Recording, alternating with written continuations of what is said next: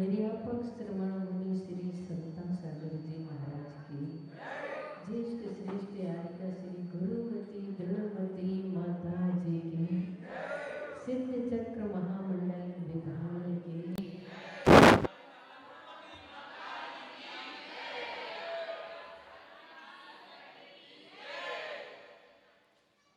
छोटी सी है जिंदगी, बड़े बड़े अरमान पूरे ना हो पाएंगे, निकल जाएंगे प्राण। आचार्य भगवान की ये पंक्तियां हैं, लेकिन ये पंक्तियां हमारे अंदर उस भाव को पैदा करती हैं जिसके माध्यम से हमें अपने जीवन की नश्वरता का भान होता है। कल आप सभी ने पिच्छी का परिवर्तन देखा। यह पिच्छी दिगंबर जैन संतों की संयम का उपकरण हुआ करती है, जिसे पिच्छी कहते हैं। वर्ष भर संतों के हाथ में ये रहती है, इसलिए वह अभिमंत्रित हो जाती है और अभिमंत्रित हो जाने के कारण उसका बहुत अधिक महत्व हो जाता है। इसलिए कई बार आप लोग कहते हैं पिच्छी से आशीर्वाद दे हमें। पर एक बार किसी मुनि महाराज ने मनोविनोद में कहा कि हम तो पिच्छी वहाँ लगाते हैं जहाँ हमें बैठना होता है, हमें तुम्हारे सिर पर तो बैठना नहीं है जो हम तुम्हारे सिर पर पिच्छी लगाए। तो इस प्रकार से आप लोग पिच्छी का महत्व बहुत अधिक समझते हैं और वास्तव में इसके माध्यम से जीवों की रक्षा होती है। उस पिच्छी को लेकर के साधु अपने जीवन में संयम का पालन करते हैं। दिगंबर जैन संतों के 3 उपकरण होते हैं। संयम का उपकरण, अहिंसा का उपकरण पिच्छी, शुद्धि का उपकरण कमंडलू और ज्ञान का उपकरण शास्त्र हुआ करता है। इस प्रकार से आप लोगों के मन में प्रश्न होता होगा कि कार्तिक मास में ही क्यों पिच्छी का परिवर्तन किया जाता है। तो बात ऐसी है कि जो पंख प्राप्त करते हैं वो मयूरों को कष्ट दे करके नहीं करते हैं, वो स्वयमेव ही कार्तिक मास में छोड़ते हैं, क्योंकि उनके पंख वर्ष भर में इतने बड़े हो जाते हैं कि उन्हें गमनागमन में बाधा आने लगती है और बाधा होने के कारण वे स्वेच्छा से उन पंखों को छोड़ देते हैं, जिसे श्रावक उन्हें ग्रहण करके साधुओं को देते हैं और साधु उनकी पिच्छी बनाकर उसका संयम का पालन करते हैं। उससे वर्ष भर चलाने के लिए 500-700 पंखों की ये पिच्छी का हुआ करती है और ये परिमार्जन करने के काम में आती है। और परिमार्जन करते करते उसकी जो मृदुता होती है वह कठोरता में परिवर्तित होने लगती है, क्योंकि जो मयूर पंख होते हैं इतने मृदु और इतने सुकुमार होते हैं कि उनका स्पर्श जो होता है चींटी आदि के लिए कष्ट करना होकर के सुखद प्रतीत होता है। इसलिए ही मयूर पंखों को साधु रखते हैं और जब वो कठोर होने लगते हैं, उससे अहिंसा धर्म का जब पालन नहीं हो पाता है, तब उसे पुरानी पिच्छी श्रावकों को देते हैं और नवीन पिच्छी का ग्रहण कर लेते हैं। चूंकि ये कार्यक्रम व्यक्तिगत भी हो सकता है। कई साधु तो ऐसा भी करते हैं कि चौके में जाते हैं, चौके वाले उन्हें चौके में ही नवीन पिच्छिका दे देते हैं, पुरानी पिच्छिका रख लेते हैं और पिच्छिका परिवर्तन हो जाता है। लेकिन साधु समाज के बीच में रहते हैं और 4 माह तक उनके बीच में रहने के कारण उनकी श्रद्धा और भक्ति का भाव बहुत अधिक बनने लगता है, जिसके कारण से उन्हें छोटे छोटे नियम आदि दे करके उन नियमों का उपहार स्वरूप उन्हें ये पिच्छिका दे दी जाती है। और पिच्छिका तो हर व्यक्ति को लेना चाहिए। पुरानी पिच्छिका लेने से जब आपके घर में वह पिच्छिका टंगी हुई होती है और जब वृद्धजन जो होते हैं जिनका अंतिम समय चलता है, उन्हें उस पिच्छिका को देख देख करके भाव बनता है कि हे परमात्मा, हमसे अपनी जिंदगी में बहुत बड़ी भूल हो गई कि हम अपनी जिंदगी में कभी पिच्छिका नहीं ले पाए हैं। अब हमें जो आगामी जीवन प्राप्त हो, उस जीवन के माध्यम से हम ऐसे संयम का पालन करें जिसके माध्यम से 28 मूल गुणों का निर्दोष इस संयम की पिच्छिका को लेकर के हम कर सकें। ऐसे परिणाम उसको देख करके बनते हैं। इसलिए हर व्यक्ति के घर में पिच्छिका होनी चाहिए। और वास्तव में जो लोगों का मन होता है कि हमें तो पिच्छिका लेना है, देने में इतना भाव नहीं बनता, लेकिन आपके द्वारा दी हुई पिच्छिका का हम वर्ष भर अहिंसा धर्म का पालन करेंगे, इसका पुण्य आपको ही लगेगा। और फिर उस पिच्छिका को देख करके दूसरे श्रावक के भाव संयम के बनेंगे कि हम इस पिच्छिका को ग्रहण करके हम भी अपने जीवन में थोड़ा सा संयम ग्रहण करें। तो आपके द्वारा दी हुई पिच्छिका से महाव्रती भी अहिंसा धर्म का पालन करते हैं और श्रावक भी अपने जीवन में संयम आदि को ग्रहण करते हैं। इस प्रकार से पिच्छिका परिवर्तन का दिवस सिर्फ आदान प्रदान का दिवस नहीं होता है। हृदय परिवर्तन, सद्भावना, रक्षा परक, अहिंसा पूर्ण जीवन जीने का दिवस हुआ करता है। और ऐसी पिच्छिका को आचार्य श्री कहा करते थे कि जो पिच्छी ले नहीं पाते हैं वो पीछे लेने वालों के भी पीछे लगे रहें, तो उनको देख देख करके भी उनके मन में ये परिणाम बनते हैं कि हमारे जीवन में भी इस प्रकार से ये पिच्छिका आए। और पिच्छिका जो होती है वह उस पिच्छिका को लेने से सिर्फ हमारे कर्म ही नहीं कटते हैं, उस पिच्छिका को लेने से हम अपने जीवन में उस लक्ष्य को प्राप्त कर सकते हैं जो लक्ष्य अनंत सिद्धों ने प्राप्त किया है। इसलिए यह पीछे जिनके पीछे पड़ जाती है, कर्म उनका पीछा करना छोड़ देते हैं। देखने में भले ही ये हल्की दिखती हो, मगर इसे उठाना आसान नहीं होता है। इसे उठाने के लिए अच्छों को पसीना आ जाता है। इसे उठाने वाला तो कोई विरला ही भगवान महावीर का अनुयायी हुआ करता है। कायर और बुझदिल वाले तो उठाना तो बहुत दूर की बात, उठाने की सोच भी नहीं सकते हैं। तो बंधुओं, पिच्छिका परिवर्तन सिर्फ पिच्छिका परिवर्तन नहीं है, हृदय परिवर्तन का दिन होता है।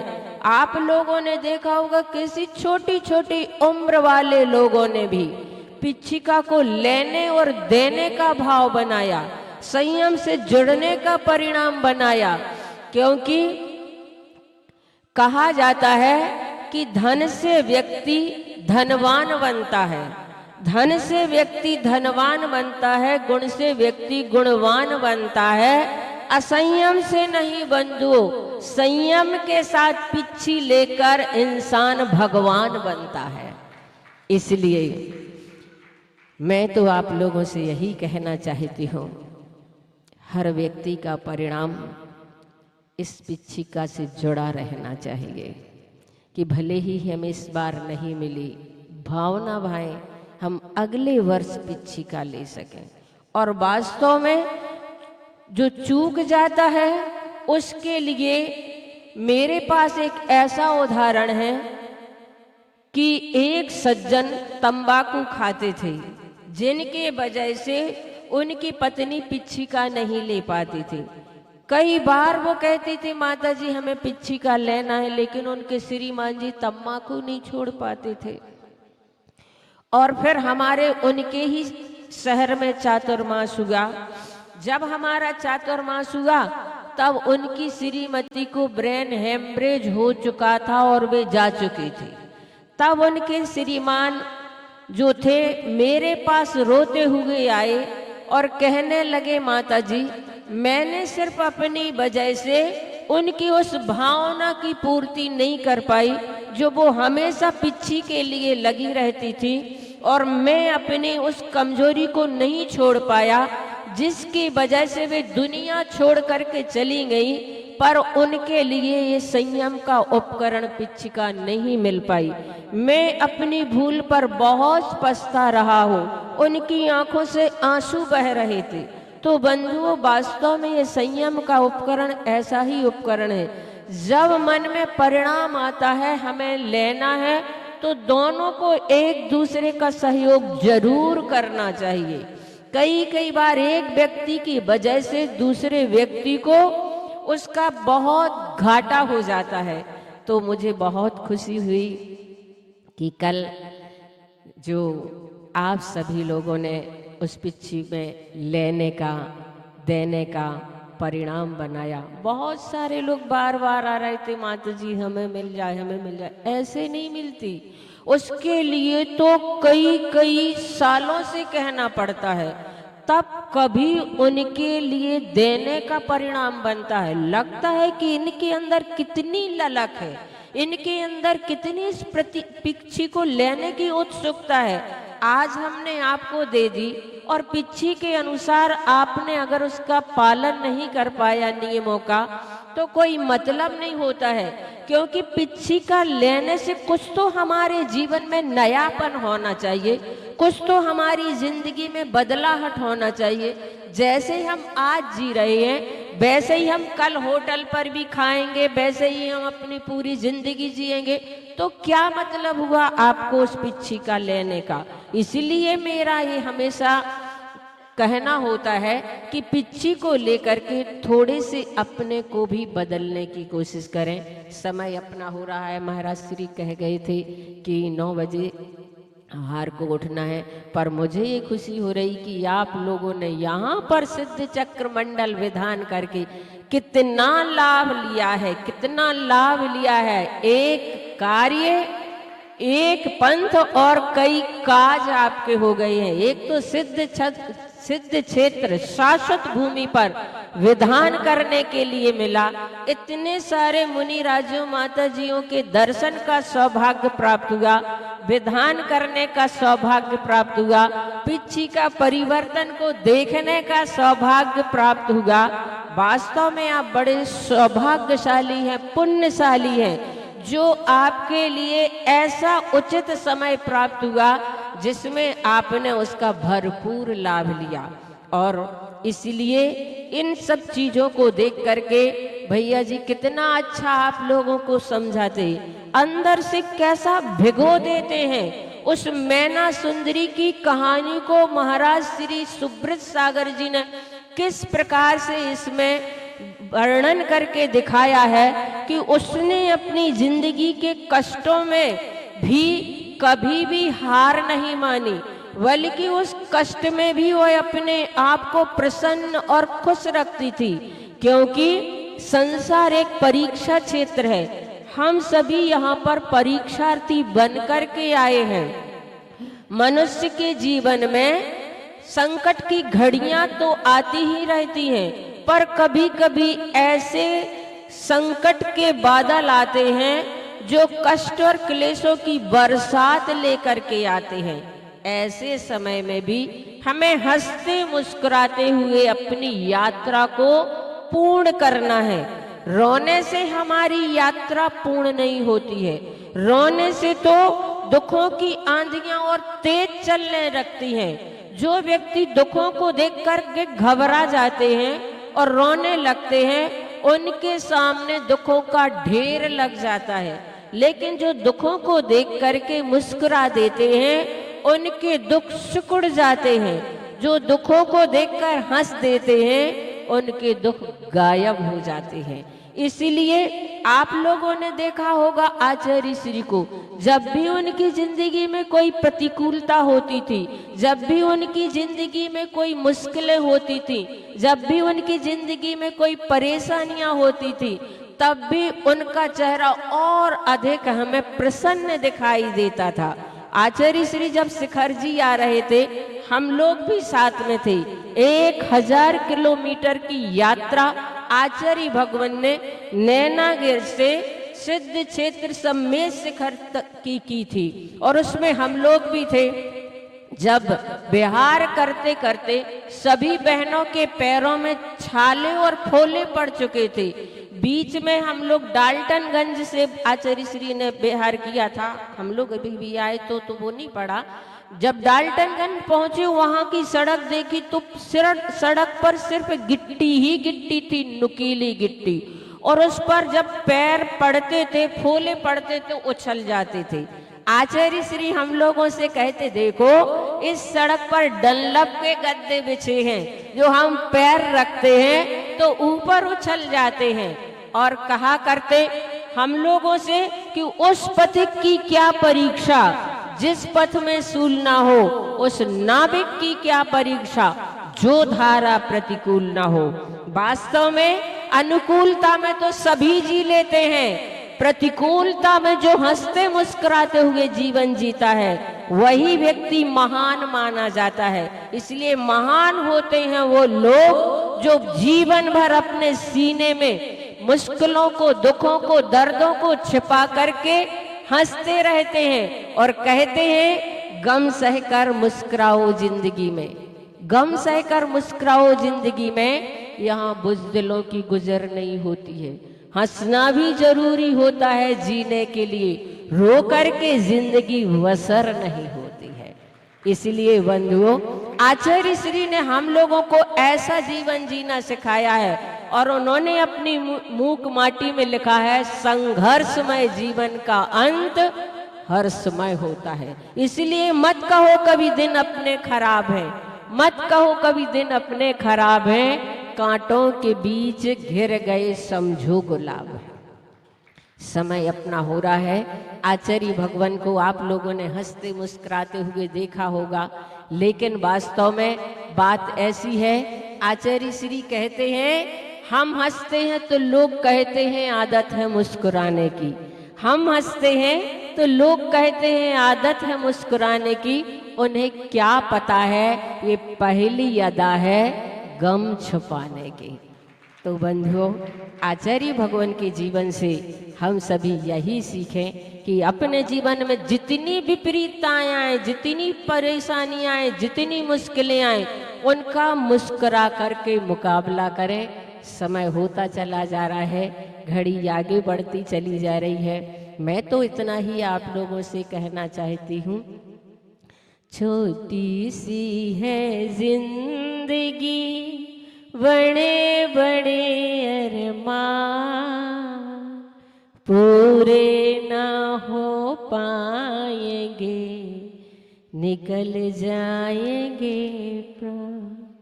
आप सभी लोगों ने भैया जी का विधान देखा, और कितनी विशुद्धि के साथ, कितनी परिणामों में निर्मलता के साथ हम ये विधान करते हैं।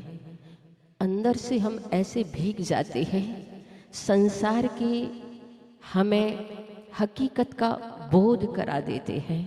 और ऐसे विधानों के माध्यम से वास्तव में सिर्फ हम द्रव्य ही नहीं समर्पित करते हैं, अपने कर्मों को भी क्षय करने का भाव बना लेते हैं।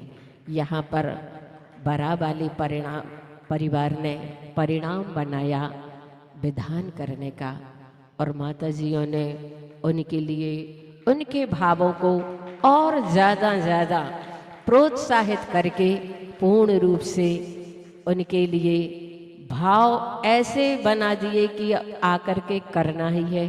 और इतने अच्छे से ये लोग अपने पूरे परिवार के साथ, रिश्तेदारों के साथ, जैसे शादी विवाह में आप कितने सारे लोगों को जोड़ लेते हैं, ऐसे ही धर्म कार्य में आप लोग अपने परिवार को जोड़ करके यहाँ पर इतने अच्छे से विधान कर रही हैं। और वास्तव में इस विधान से देखकर कितने लोगों के और भाव बने होंगे, हम भी ऐसे ही विधान करवाएंगे, हम भी ऐसे ही विधान करवाएंगे।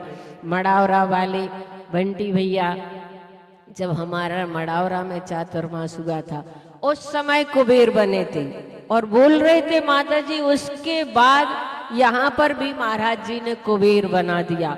और ऐसे कुबेर बने कि इन्हें संयम का खजाना रूपे पिच्छिका भी यहीं पर मिल गई, पुरानी पिच्छी मुनि महाराज की। मुझे तो देखकर बहुत खुशी हो रही थी, बहुत प्रसन्नता हो रही थी।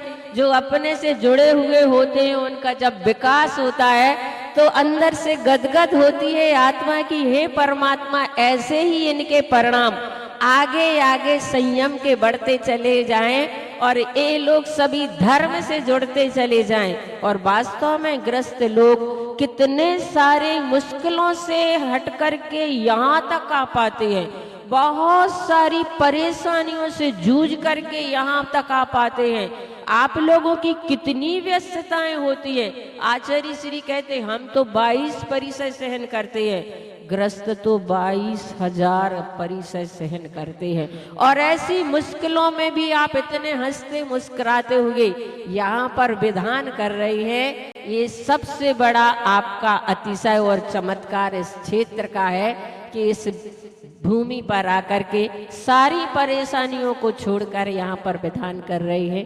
2 पंक्तियों के माध्यम से बात को पूर्ण करती हूँ। गुरु आज्ञा मम पंथ हो, गुरु आज्ञा निर्ग्रंथ, गुरु आज्ञा को नमन हो, गुरु आज्ञा पर्यंत। अहिंसा परमो धर्म।